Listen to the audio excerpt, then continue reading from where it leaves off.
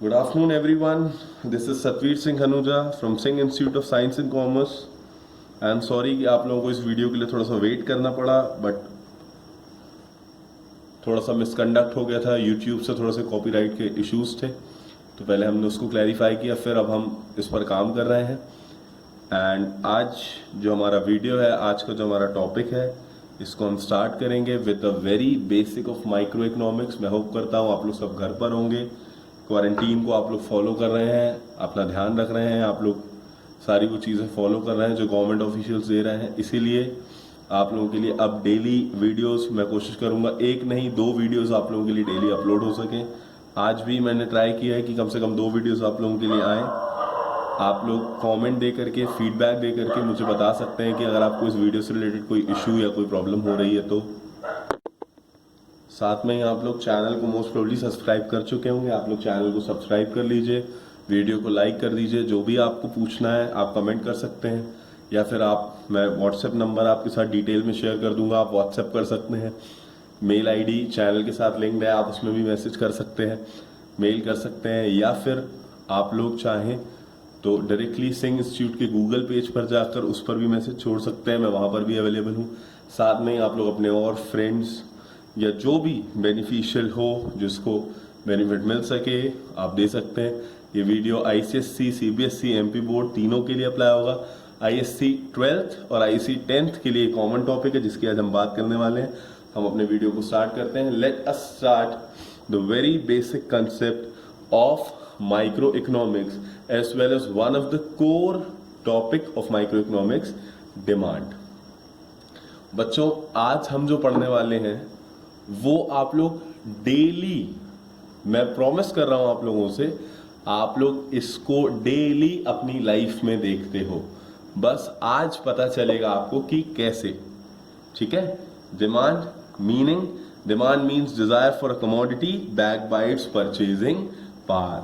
When a commodity is willing to buy a commodity and also has the ability to pay for that particular commodity, we can say it demand। कहने का मतलब है कि जब एक व्यक्ति किसी भी चीज को खरीदना चाहता है और उसके पास इतनी मनी पावर है कि वो खरीद सकता है, तो उसको हम डिमांड कहते हैं। देखिए लिखा हुआ है डिजायर फॉर अ कमोडिटी, मैं बार बार कह रहा हूं, लिखा है डिजायर फॉर अ कमोडिटी, मतलब वो व्यक्ति उस चीज को खरीदना चाहता है। सबसे पहली बात समझिए, हम किसी भी चीज पर पैसे तभी इन्वेस्ट करते हैं जब हम उसको खरीदना चाहते हैं। जैसे कि आप कपड़े खरीदते हैं, आप डिओड्रेंट्स खरीदते हैं, आप अपने लिए गाड़ी खरीदते हैं, आप स्कूल जाते हैं, आप क्लासेस जाते हैं, हम उन्हीं गुड्स या सर्विसेज को खरीदते हैं जिनको हम खरीदना चाहते हैं, जिनका हम डिजायर करते हैं।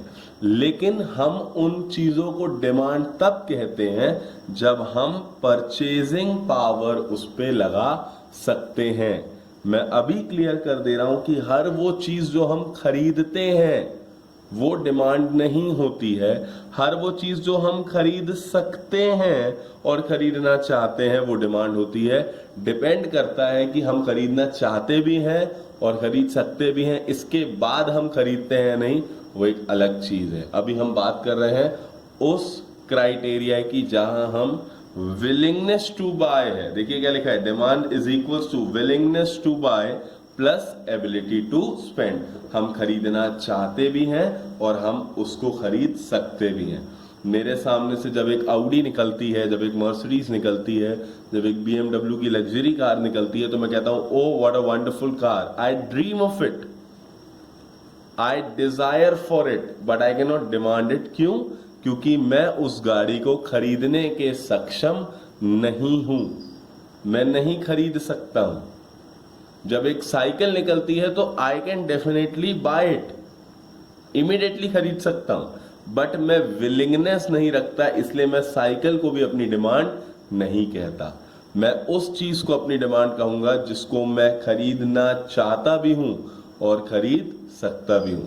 मान लीजिए कि मेरी एक प्रेजेंट इनकम मुझे रॉयल एनफील्ड बुलेट दिला सकती है, तो मैं रॉयल एनफील्ड बुलेट खरीदने में इंटरेस्टेड भी हूं और खरीदना चाहता भी हूं, तो रॉयल एनफील्ड बुलेट मेरी डिमांड बन जाती है।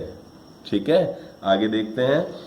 The concept of demand has the following remark. अब हमें फॉलोइंग चीजें देखना जरूरी है। Demand means effective demand only when desire is backed by purchasing power. आप लोग देख सकते हैं कि डिमांड तभी बनेगी, कोई भी डिजायर, कोई भी चीज डिमांड तभी बनेगी जब हम उसको खरीद सकते हैं।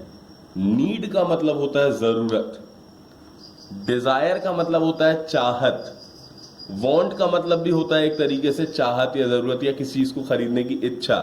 लेकिन जब हम खरीद सकते हैं, जब हम परचेज कर सकते हैं तो वो डिमांड बनेगी, नहीं तो डिमांड नहीं बनेगी।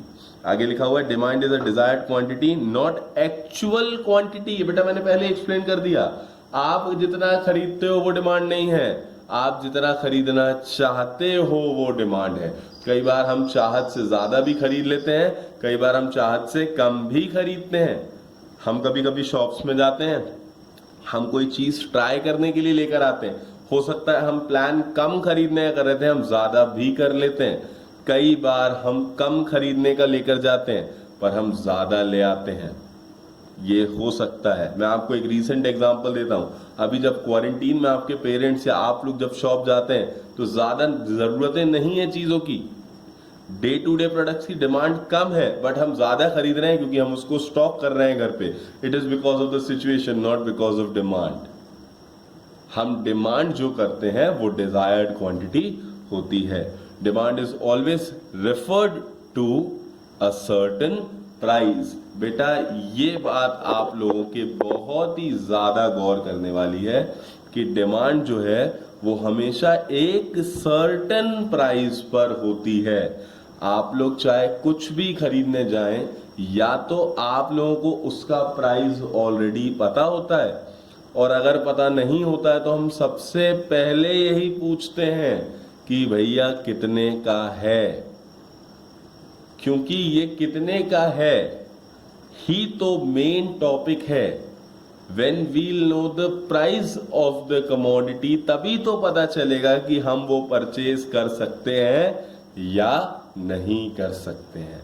अगर हमारी मनी कांस्टेंट इनकम हमें मालूम है तो फिर हमें प्राइस कांस्टेंट पता होने के बाद ही हम डिमांड को बताते हैं। बिना प्राइस के हम डिमांड एक्सप्लेन नहीं कर सकते। ये बात आप लोग बहुत ध्यान से समझ लीजिए और बहुत ध्यान से समझना चाहिए। जब मैं छोटा था तो मुझे किंडर जॉय एक नई टॉफी आई थी और मुझे वो पसंद आ गई थी देख करके। तो मैं एक बार अपनी पॉकेट मनी से कुछ पैसे जोड़ करके ले करके शॉप पर गया। तो मैंने, बहुत छोटा था, ये बहुत छोटे की बात है, मैंने जा करके उनसे कहा कि आप मुझे वो चॉकलेट दे दीजिए। सबसे पहली चीज जो मैंने उनसे पूछी थी वो यही थी कि ये कितने की है। अगर मैं कहता दे दीजिए, वो दे देते और मेरे पास पैसे नहीं होते तो फिर वो चीज मेरी डिमांड नहीं बन सकती थी। मैं खरीदने के बाद उसको वापस करता और कह देता मेरे पास पैसे नहीं है। बट मैंने उनसे पहले पूछा कि वो कितने की है। जब उन्होंने प्राइस बताया तो वो मैं नहीं खरीद सकता था, तो वो सिर्फ मेरा डिजायर बन गई, वो मेरी डिमांड नहीं बनी। ठीक है, चलिए। Demand is a flow concept is express per unit of time. मतलब डिमांड हमेशा एक फ्लो कंसेप्ट की तरह चलता है, वो एक रेगुलर कंसेप्ट की तरह चलता है, वो टाइम के हिसाब से एक्सप्रेस होता है। समय बदलते ही लोगों की और चीजों की डिमांड बदल जाती है। ठीक है, चलिए अब हम देख लेते हैं टाइप्स ऑफ डिमांड। ये समझना बहुत जरूरी है कि अगर हम डिमांड कर रहे हैं या हम डिमांड के बारे में पढ़ रहे हैं तो डिमांड कितने प्रकार की है। जो मैं पढ़ा रहा हूं उसका पेज मैं आप लोगों को क्लियरली दिखा रहा हूं। अगर आप लोग चाहें, और मेरे हिसाब से आप लोगों को ये पेज अपने साथ साथ पढ़ते समय नोट कर लेना चाहिए। वीडियो को पॉज करके भी नोट कर सकते हैं, स्क्रीनशॉट लेकर के भी नोट कर सकते हैं। पीडीएफ अगर मेरे पास अवेलेबल होगा समय तो मैं लिंक दे दूंगा आप लोगों को पीडीएफ डाउनलोड करने के लिए। बट अभी क्योंकि हमारे पास समय नहीं है इसलिए आप लोग नोट्स बना करके काम कीजिए, जो कि मेरे हिसाब से ज्यादा बेटर है। प्रिंटेड नोट्स मिलना एक ज्यादा आसान तरीका होता है, उसमें बच्चे लिखते नहीं है। ये एक ज्यादा बेटर तरीका, आप लिखेंगे तो आपको भी पता चलेगा कि आप क्या चीज कर रहे हैं। शायद मेरी भी कोई गलती सामने आ जाए, आप मुझे बता सकते हैं। चलिए, based upon the types of consumer available, demand can be individual demand और मार्केट डिमांड। मैं पहले इंडिविजुअल की बात करूंगा क्योंकि आप लोग इंडिविजुअल हैं। Quantity demanded by a single consumer और household due to behaviour of certain factor such as price and income. एक सर्टेन हाउसहोल्ड की कमोडिटी वो कितनी मांगता है, या एक सिंगल कंज्यूमर कितनी कमोडिटी मांगता है, बिकॉज ऑफ दो एग्जाम्पल के लिए दो फैक्टर्स होने दिए हैं, इनकम या प्राइस। इसको कहते हैं quantity demanded bye an individual which is called individual demand. अब हम देखते हैं मार्केट डिमांड किसको कहते हैं। तो market demand is the quantity demand of a commodity in a market for aggregate of consumers available in an economy due to factor such as population या season या weather। आप ध्यान से समझिएगा, जब A, B या C अकेला व्यक्ति जाकर के कोई सोप, कोई डिओड्रेंट, कोई डिटर्जेंट, कोई वीट, कोई राइस खरीदता है तो वो उसकी इंडिविजुअल डिमांड है, वो कुछ अलग फैक्टर्स के हिसाब से मूव करती है। बट जब एक मार्केट में हम वीट की, राइस की या फिर सोप की या डिओड्रेंट्स की बात करते हैं तो वो उसकी मार्केट डिमांड होती है। वो उस जगह की पॉपुलेशन के हिसाब से, सीजन एंड वेदर के हिसाब से चेंज होती है। मैं एक एग्जांपल आप लोगों को बहुत इजीली दे सकता हूँ। आप कभी भी किसी भी गांव में या विलेज एरिया में या फिर बैकवर्ड एरिया में कार शोरूम नहीं देख पाएंगे, या फिर अगर आप लोग किसी मिड लेवल इकोनॉमी टाउन की बात करें, जैसे आप जबलपुर की बात कर लें क्योंकि मैं जबलपुर बेस्ड हूँ, या आप और कोई और शहर ले लीजिए, आप ग्वालियर ले लीजिए, या फिर आप और कोई छोटा शहर ले लीजिए, आप सागर ले लीजिए, आप यहाँ पर कभी भी किसी लग्जीरियस कार शोरूम का प्राइस नहीं देखेंगे, किसी भी लग्जीरियस कार शोरूम अवेलेबल नहीं देखेंगे, या फिर आपको इन जगहों के पहनावे में भी बहुत फर्क दिखेगा। आप कभी भी गांव चले जाएंगे, एक और एग्जांपल सेट कर देते हैं, तो आपको वहां पर वेस्टर्न कपड़ों की दुकानें नहीं मिलेंगी, ज्यादा मिलेंगी, ज्यादा नहीं मिलेंगी।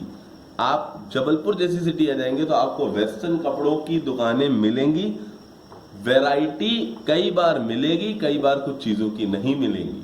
आप बॉम्बे चले जाएंगे, आप तमिलनाडु में चेन्नई चले जाएंगे, आप बड़ी सिटीज जब जाएंगे तो आपको वेस्टर्न कपड़ों की बहुत ह्यूज वैरायटी मिलेगी, बड़े बड़े ब्रांड्स मिलेंगे। इसका रीजन है बच्चों, बात ध्यान से समझना, एक मार्केट के हिसाब से उस मार्केट की डिमांड आती है। गांव में कार्स की डिमांड नहीं है, इसलिए वहां पर शोरूम अवेलेबल नहीं होगा।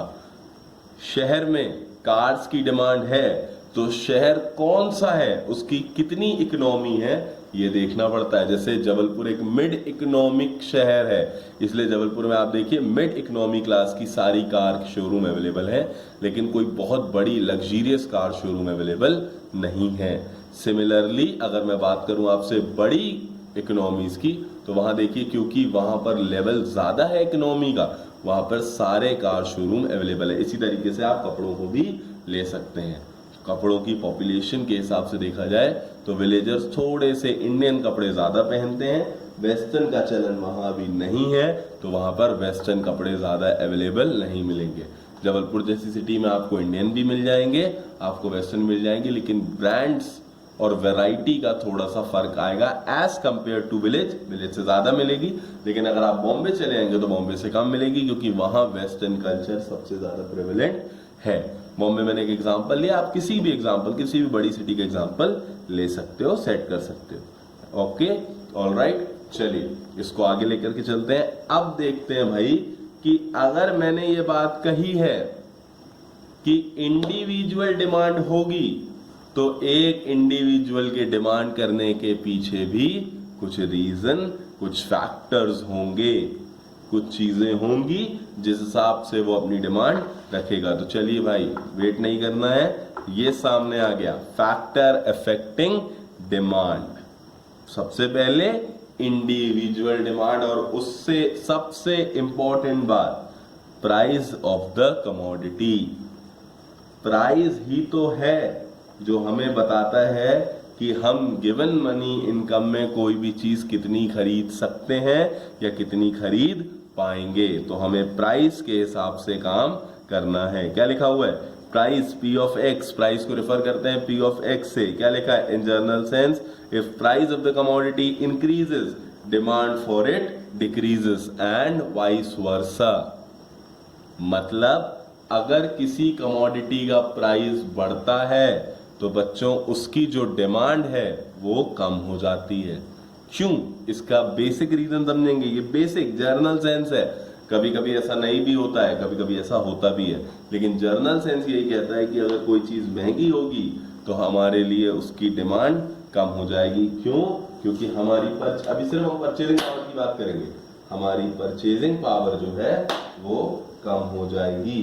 हमारे लिए चीज खरीदना जो है वो थोड़ा सा मुश्किल हो जाएगा। एक एग्जांपल ले लीजिए कि आपके पापा ने आपको 40 रुपीज दिए कि जाओ और जाकर के कोई भी जो मनपसंद चॉकलेट है वो ले आओ। आपने शॉप में जाकर के कहा कि भैया मुझे जो है आप कैडबरी फ्रूट एंड नट दे दीजिए। एक एग्जांपल के तौर पर मैं कह रहा हूं कि कैडबरी फ्रूट एंड नट का प्राइस है 30, तो आप उस 40 रुपए में एक कैडबरी फ्रूट एंड नट भी ले लेंगे प्लस छोटे भाई बहन के लिए पर्क भी ले लेंगे। आपकी डिमांड चॉकलेट की बढ़ गई क्योंकि आपकी गिवन इनकम के हिसाब से चॉकलेट का प्राइस कम है।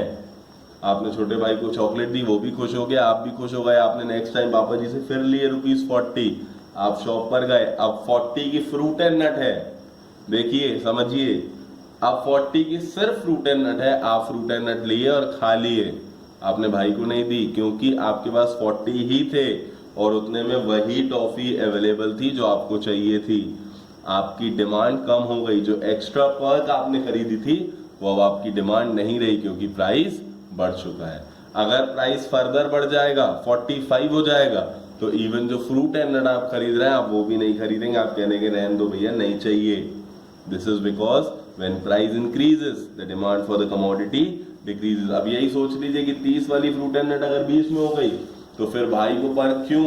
एक फ्रूट एंड नट अपनी और एक फ्रूट एंड नट छोटे भाई की, सबके लिए, है ना। चलिए, प्राइस ऑफ रिलेटेड कमोडिटी। अब मैं सबसे पहले आप लोगों को आज ये बता दूं कि भैया रिलेटेड हर चीज है। बहुत ही कम चीजें हैं जिनके लिए किसी का कोई रिलेशन नहीं है। मेरी बात ध्यान से समझिएगा। अगर आपको बिस्लेरी नहीं मिलेगी तो आप बेले का पानी पी लेंगे, आप किनले का पानी पी लेंगे। तो कहीं ना कहीं पानी का भी कंपनी में रिप्लेसमेंट है। ये जो वर्ड है सब्स्टिट्यूट, इसका मतलब ही होता है किसी चीज का रिप्लेसमेंट। देखिए सब्स्टिट्यूट के लिए क्या लिखा हुआ है? PRSX, price of related substitute good of x. Good x हमारा गुड है तो प्राइस ऑफ रिलेटेड सब्स्टिट्यूट। और कैसा रिलेशन लिखा हुआ है? ध्यान से देखिएगा, लिखा है डायरेक्ट रिलेशन। क्यों? मैं आपको आज समझाने जा रहा हूं क्यों। देखिए, अगर हम किसी कमोडिटी की डिमांड कर रहे हैं तो उसके अपोजिट जो कमोडिटी है, उसके सब्स्टिट्यूट जो कमोडिटी है, उसका प्राइस भी हमारी डिमांड को इंपैक्ट रखता है। मैं कह रहा हूं एक व्यक्ति है जो न्यूट्रली चाय या कॉफी के बीच में कुछ चूज नहीं करना चाहता, मतलब वो चाय भी पीने में खुश है और वो कॉफी पीने में भी खुश है। अगर चाय और कॉफी दोनों 200 रुपए किलो हैं, ध्यान से समझना बच्चों, T is also 200 rupees per KG, coffee is also 200 rupees per KG. व्यक्ति आज गया और वो टी लेकर आ गया, मैं कह रहा हूं वो टी लेकर आ गया 200 रुपीज केजी में, वो खुश हो गया, बोले कोई बात नहीं, मेरी डिमांड जो है वो पूरी हो रही है। Is neutral between T and coffee. वो दोबारा दुकान में गया तो पता चला कि भैया T is 220 but coffee is only 200। ध्यान समझिएगा, price of substitute good will impact your demand. कैसे? क्योंकि सब्स्टिट्यूट गुड का प्राइस नहीं बढ़ा, आप टी की जगह कॉफी खरीद करके ले आए। आपने कॉफी खरीद ली, आपने कहा 200 में कॉफी मिलती है तो कॉफी ही ठीक है। सिमिलरली देखिए, प्राइस ऑफ सब्स्टिट्यूट गुड से आपकी कॉफी की डिमांड बढ़ गई, सब्स्टिट्यूट गुड्स का प्राइस बढ़ा, कॉफी की डिमांड बढ़ गई, टी का प्राइस बढ़ा, कॉफी की डिमांड बढ़ गई। क्योंकि टी और कॉफी के बीच में डायरेक्ट रिलेशन है। अब समझिएगा, अगर मैं कह रहा हूं कि प्राइस का, कॉफी का प्राइस जो है वो कांस्टेंट है, टी हो गई 180 रुपीज पर केजी, तो जो कॉफी लेकर के जा रहे थे कल 200 में, वो भी आज टी लेने लगेंगे। तो टी का प्राइस गिरने से कॉफी की डिमांड अपने आप गिर गई। आई बात समझ में? मतलब अगर हमें कोई सब्स्टिट्यूट गुड सस्ता मिलेगा तो हम उसकी डिमांड बढ़ा देंगे, हमारी अपनी डिमांड कम हो जाएगी। अगर हमें कोई सब्स्टिट्यूट महंगा मिलेगा तो हमारी ही डिमांड बढ़ेगी और उसकी डिमांड कम हो जाएगी। आई बात समझ में? चलिए पढ़ते हैं। The demand of a commodity has direct relation with the price of the substitute good. Substitute good are the goods which can be used in place of each other. If price of substitute good of commodity X increases, the consumer will increase the demand for commodity X and vice versa. Clear लिखा है कि अगर good X का price बढ़ेगा तो good Y की commodity demand बढ़ जाएगी। अब आ जाते हैं हम कॉम्प्लीमेंट्री गुड के ऊपर। देखिएगा, those goods which are jointly demanded for satisfaction are called complementary good. ऐसे भी बहुत सी चीजें हैं जिनकी डिमांड एक साथ आती है, एक साथ होती है, हम उनको एक साथ डिमांड में रखते हैं। जैसे एग्जांपल ले लेते हैं, जैसे आप कह लीजिए कार एंड पेट्रोल, कार और टायर, रबर और पेंसिल। ये चीजें कॉम्प्लीमेंट्री हैं बेटा, ये चीजें एक दूसरे के लिए चलती हैं, एक दूसरे के साथ चलती है। मेरे पास पेन रखा है, बहुत अच्छा एग्जांपल दे रहा हूं, पेन और इंक। अगर इस पेन में इंक मैं निकाल दूं तो पेन किसी काम का नहीं है। सिमिलरली अगर इंक रख लूं, मैं पेन अलग कर दूं, तो इंक भी किसी काम की नहीं है मेरे बच्चों। इसीलिए मैं कह रहा हूं कॉम्प्लीमेंट्री गुड मतलब ऐसे गुड जो एक साथ डिमांड आते हैं। अब कॉम्प्लीमेंट्री गुड के साथ क्या प्रॉब्लम है कि कॉम्प्लीमेंट्री गुड का रिलेशन कौन सा है? वो इनवर्स रिलेशन है। मतलब अगर कॉम्प्लीमेंट्री गुड का प्राइस बढ़ेगा तो हमारी डिमांड जो है वो कम हो जाएगी। उसका रीजन है, अगर पेट्रोल महंगा होगा तो कार की डिमांड कम होगी, क्योंकि लोग जो हैं वो पेट्रोल से गाड़ी चलाते हैं। अगर उनको गाड़ी चलाना महंगा पड़ेगा तो गाड़ी खड़ी करने के लिए तो कोई नहीं खरीदता, वो गाड़ी ही नहीं लेंगे। सिमिलरली अगर पेट्रोल सस्ता होगा, लोगों को गाड़ी चलाना कम पड़ेगा, तो लोग ज्यादा गाड़ी खरीदेंगे। वो उन यूजर्स के लिए भी गाड़ी रखेंगे जिनमें अभी तक वो गाड़ी नहीं चलाते थे, क्योंकि cost of running of the vehicle कम हो जाएगा। समझ रहे हैं मेरी बात को? क्या लिखा हुआ है? If price of the complementary good of commodity X increases, demand for the commodity X decreases and vice versa. अब आ जाते हैं बेटा अपन लोग आपके बेसिक समझ के टॉपिक पे, इनकम के ऊपर। Income of a consumer is directly related sometimes, is indirectly related sometimes। कैसे, वो मैं आपको समझाऊंगा। इनकम इन्फ्लुएंस करता है डिमांड को। क्यों? क्योंकि इनकम से ही व्यक्ति का परचेजिंग पावर निकल के आता है। Income can be money income, that is income in terms of money, और real income, income in terms of goods and service. दो प्रकार की इनकम होती है। ये थोड़ा सा ब्रॉड कंसेप्ट है, इसको हम बाद में समझेंगे, मैक्रो इकोनॉमिक्स में इसका यूज आएगा। अब हम बात करते हैं, मैंने जैसा कहा कुछ के लिए बढ़ती भी है, कुछ के लिए कम भी होती है। मैं बात कर रहा हूं आपसे दो प्रकार के गुड्स की। जर्नल इकोनॉमिक सेंस में तीन प्रकार के गुड होते हैं, luxurious goods, goods of comfort और goods of necessity. Necessity goods मतलब वो गुड्स जिनकी जरूरत होती है, जिन पर ज्यादा नेगोशिएशन किया नहीं जाता। जैसे मैं कहूंगा आप लोगों से कि आप लोग जो हो, आप लोग दवाइयां खरीदते समय या डॉक्टर के पास जाते समय या अपने स्कूल की फीस भरते समय नेगोशिएशन नहीं करते, क्योंकि पढ़ाई, दवाई, खाना ये नेसेसिटी की चीजें हैं बच्चों, ये सबसे पहले की जाती हैं और इनमें ज्यादा हम लोग नेगोशिएट नहीं करते। हम बात कर रहे हैं अगर कंफर्टेबल गुड्स की, तो comfortable goods are like cooler, fridge, AC, refrigerator, आपकी टीवी, आपके मोबाइल फोन्स, ये कंफर्टेबल गुड हैं। किसी के पास 1 लाख का आईफोन भी हो सकता है, किसी के पास 10,000 वाला सैमसंग भी हो सकता है, 20,000 वाला सैमसंग भी हो सकता है, 50,000 का वन प्लस भी हो सकता है।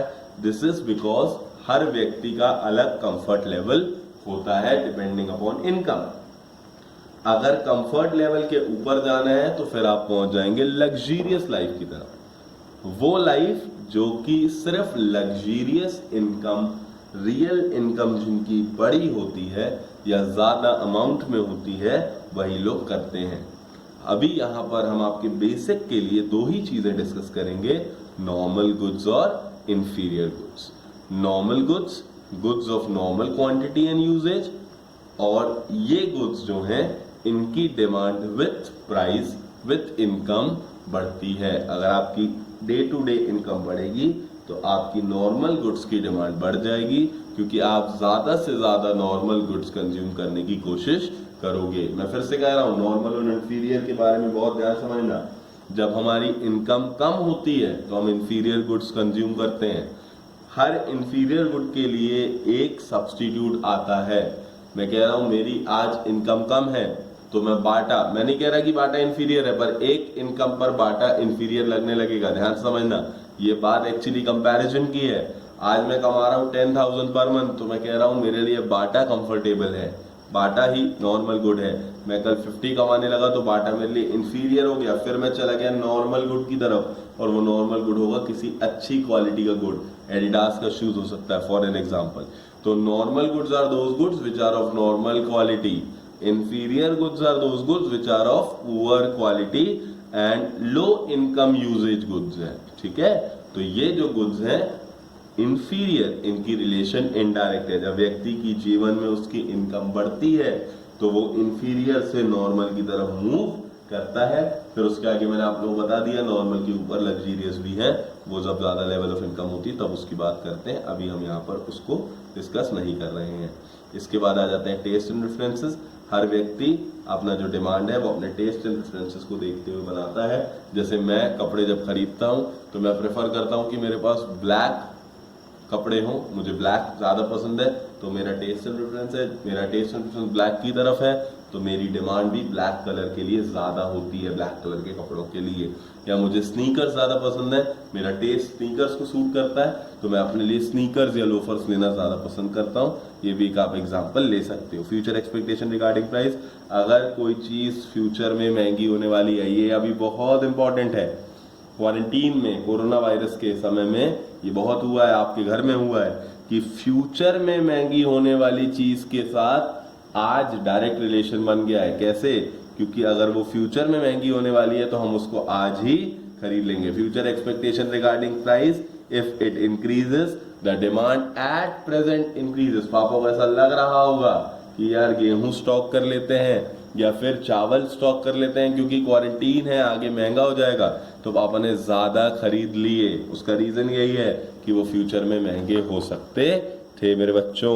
चलो अब आ जाओ मार्केट डिमांड के ऊपर। हम आज के वीडियो में डिमांड का कंसेप्ट खत्म करने की कोशिश करेंगे। लॉ ऑफ डिमांड के पहले तक हम इसको समझेंगे, फिर अगला वीडियो बनाएंगे जिसमें हम लॉ ऑफ डिमांड एक्सप्लेन करेंगे। मार्केट डिमांड की बात करें, पॉपुलेशन, इनकम। सबसे पहले हम अभी तक बात कर रहे थे पॉपुलेशन की, तो अब हम इनकम ऑफ पॉपुलेशन ग्रुप, यानी कि पॉपुलेशन किस प्रकार की है, एक मिक्स लेवल इकोनॉमी है या लो लेवल इकोनॉमी है या बहुत डेवलप्ड इकोनॉमी है, ये डिपेंडेंट है, या फिर किस प्रकार के कंज्यूमर्स उस पॉपुलेशन में रहते हैं। जैसे मैं कहूंगा कि मेल पॉपुलेशन ज्यादा है, फीमेल ज्यादा है, या बेबी पॉपुलेशन ज्यादा है, या फिर लिटरेटेड लोगों की पॉपुलेशन ज्यादा है, इलिटरेटेड लोगों की पॉपुलेशन ज्यादा है, किस प्रकार का पॉपुलेशन कांस्टेंट है, उस हिसाब से डिमांड बदलती है। एज, जेंडर, कंपोजिशन, इनकम, इन सब के हिसाब से मार्केट डिमांड देखी जाती है। ठीक है।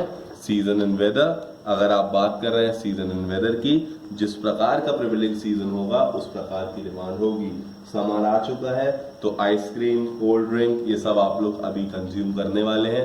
जब ठंड आ जाएगी तो टी, कॉफी, इन चीजों की डिमांड बढ़ जाती है। कपड़ों में भी डिमांड चेंज होती है।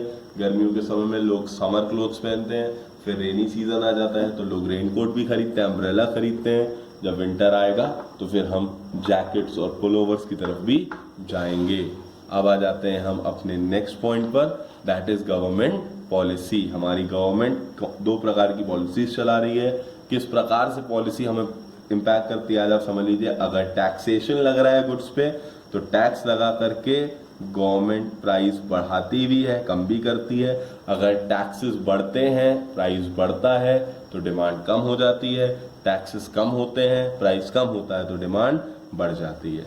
सब्सिडी, गवर्नमेंट अपनी तरफ से सब्सिडी लगाती है। आप लोगों ने एलपीजी सिलेंडर घर पे आता है उसके मैटर में सुना होगा सब्सिडी। सब्सिडी का मतलब होता है कि गवर्नमेंट नेसेसिटी की चीज़ों के लिए, जिन चीज़ों को गवर्नमेंट सपोर्ट करती है उनके लिए कुछ एक छूट देती है लोगों को उसको यूज़ करने के लिए, दैट इज सब्सिडी। और सब्सिडी अगर हमको मिल रही है तो हम डिमांड बढ़ाएंगे, अगर सब्सिडी नहीं मिल रही है तो हम डिमांड कम करेंगे। स्टेट ऑफ बिजनेस कंडीशन, किस प्रकार की बिजनेस कंडीशन अवेलेबल है उस प्रकार से डिमांड होगी। जैसे अभी ये कोरोना जब खत्म होता है तो एक प्रोडक्शन इकोनॉमी से यही आ रहा है, आपको भी पता होगा, मुझे भी पता है, ये बेसिक सी बात है कि भैया बिजनेस डाउन होने वाला है। आप लोग पापा मम्मी के मुंह से सुनते होंगे कि बिजनेस डाउन, इतने दिन बाद बिजनेस डाउन हो जाएगा, बिजनेस डाउन हो जाएगा लॉकडाउन की वजह से, और बिल्कुल होगा, डेफिनेट सी बात है। तो जब बिजनेस डाउन हो जाएगा तो डिमांड हर चीज की कम हो जाएगी। जब बिजनेस ग्रो करेगा तो डिमांड हर चीज की ग्रो करेगी। किस प्रकार का डिस्ट्रीब्यूशन ऑफ इनकम है, अगर सब लोगों में एक समान इनकम बढ़ी हुई है तो एक जैसी सिमिलर टाइप के गुड्स की डिमांड बढ़ेगी। एक एग्जांपल मान लीजिए कि आप एक ऐसी जगह में रहते हैं जहां सब करोड़पति हैं, सारे के सारे, तो समझ लीजिए कि सबसे ज्यादा डिमांड लग्जरियस गुड्स की होगी। लेकिन ऐसा नहीं है, हम ऐसी इकोनॉमीज में रहते हैं जहां करोड़पति भी रहते हैं और जहां नॉर्मल लोग भी रहते हैं और जहां पर बहुत पुअर लोग भी रहते हैं।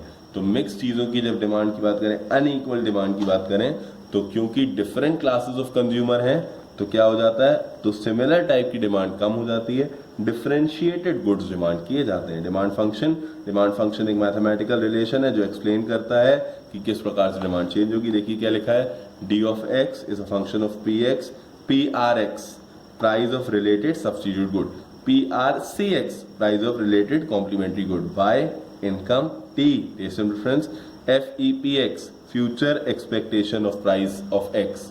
ये हो गए इंडिविजुअल। अब हम मार्केट की बात करें, function, price, P population, S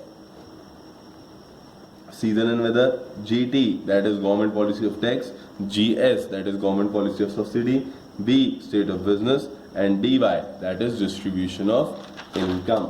हम आज के अपने आखिरी टॉपिक की तरफ आ गए हैं। इस वीडियो के आखिरी टॉपिक को हम डिस्कस करेंगे, that is demand schedule. Demand schedule एक डिफरेंट कंसेप्ट है, बिल्कुल ध्यान समझिएगा। डिमांड शेड्यूल का मतलब है कि कितनी क्वांटिटी कितने डिफरेंट प्राइसेस पर हम दिखाते हैं। इंडिविजुअल डिमांड शेड्यूल भी आपके सामने है, मार्केट डिमांड शेड्यूल भी आपके सामने है। इंडिविजुअल मतलब जब एक इंडिविजुअल व्यक्ति के प्राइस के हिसाब से उस इंडिविजुअल व्यक्ति की डिमांड बदलती है। मार्केट डिमांड शेड्यूल मतलब जब मार्केट में प्रेवेलेंट प्राइस की वजह से पूरे मार्केट के कंज्यूमर्स की डिमांड बदल जाती है। सिमिलरली डिमांड कर्व भी आपके सामने है। डिमांड कर्व एक ग्राफिकल रिप्रेजेंटेशन है इसी डिमांड शेड्यूल का, और ये एक डाउनवर्ड स्लोपिंग ग्राफ है, क्योंकि जहां पर प्राइस बढ़ेगा वहां डिमांड कब होगी। और बेटा याद रखना, आप लोग इकोनॉमिक्स 12th या 10th के बच्चे हो तो आप लोग एक चीज बहुत ध्यान से समझना कि इनवर्स रिलेशन जिन भी चीजों का होता है उनका ग्राफ डाउनवर्ड स्लोपिंग होता है। ठीक है, चलो आज के वीडियो के लिए अभी इतना ही। नेक्स्ट वीडियो ऑलरेडी प्रिपेयर्ड है, बस उसकी कंपाइलिंग बची हुई है। जैसे ही कंपाइल हो जाएगा तो मोस्ट प्रोबेबली वो आप लोगों को कल सुबह तक पोस्ट मिल जाएगा उसका, आप लोग चेक कर लीजिएगा। आप इस वीडियो को देख करके इसके बारे में मुझे कमेंट छोड़ सकते हैं। मैं डिस्क्रिप्शन में इसके साथ अपना नंबर, व्हाट्सएप, कॉलिंग दोनों दे दूंगा, आप उस पर कांटेक्ट कर सकते हैं। या फिर मैंने दूसरे तरीके बता दिया है, आपको लैंग्वेज प्रॉब्लम है, क्वालिटी प्रॉब्लम है, किसी भी प्रकार की कोई प्रॉब्लम है तो आप मुझसे डायरेक्टली इस चीज़ को शेयर कर सकते हैं। आगे मैं आने वाले वीडियोज़ में आपके सामने भी आऊँगा, लाइव भी आऊँगा, कोशिश करूँगा कि लाइव कॉन्फ्रेंस ले सकूँ आप लोगों के लिए। अभी जितना हम कर पा रहे हैं आप उसको कवर अप कीजिए, हम टाइम दे रहे हैं, आप लोग इसको नोट भी करेंगे और साथ में एक्सप्लेनेशन भी लिखेंगे। ठीक है, thank you so much and do take care of yourself.